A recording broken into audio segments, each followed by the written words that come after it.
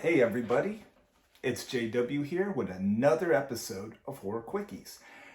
Today I am going to review a movie I actually just finished watching, Craving, directed by Jason Horton. Now, this film concerns a group of addicts is besieged by mysterious figures as withdrawal sets in. A secret one of them carries threatens to destroy them all.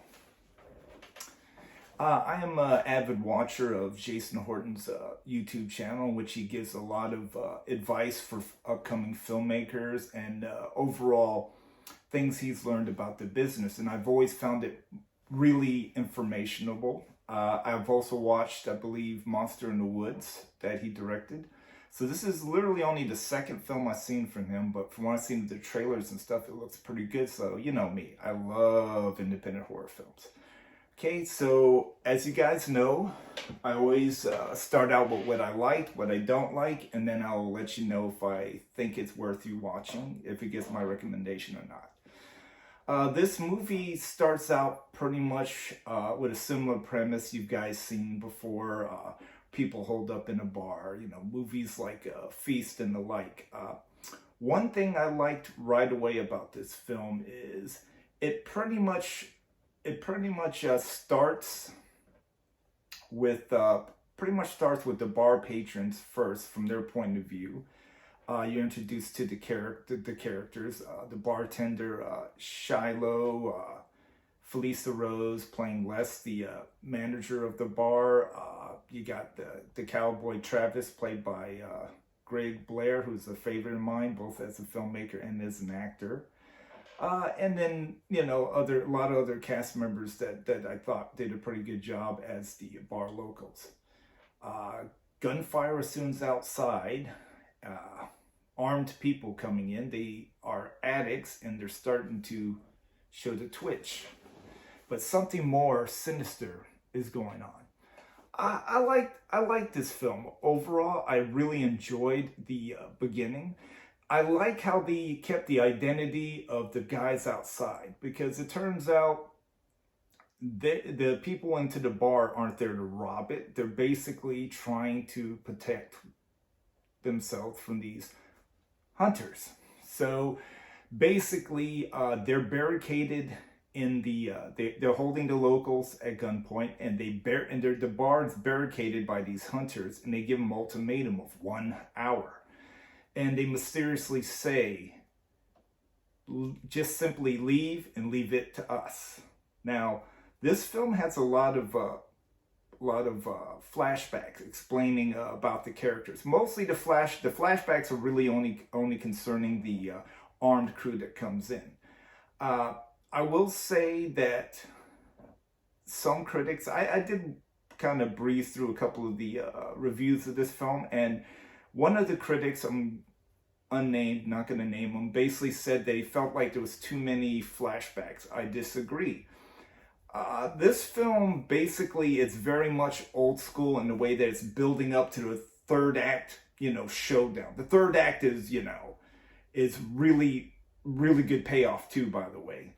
So I felt like the amount of flashbacks that Horton did was perfect. It explained the characters as far as the armed gunmen, it explained their story, and it kind of slowly gives you hints about what it is. I really enjoyed it, because otherwise in the middle you have people just kind of sitting there in the bar waiting for the deadline. I kind of liked a little bit of the hostile interactions between some of the gunmen. They don't trust each other, and some of the locals are like, we should do something. It's a very interesting dynamic, and I enjoyed it.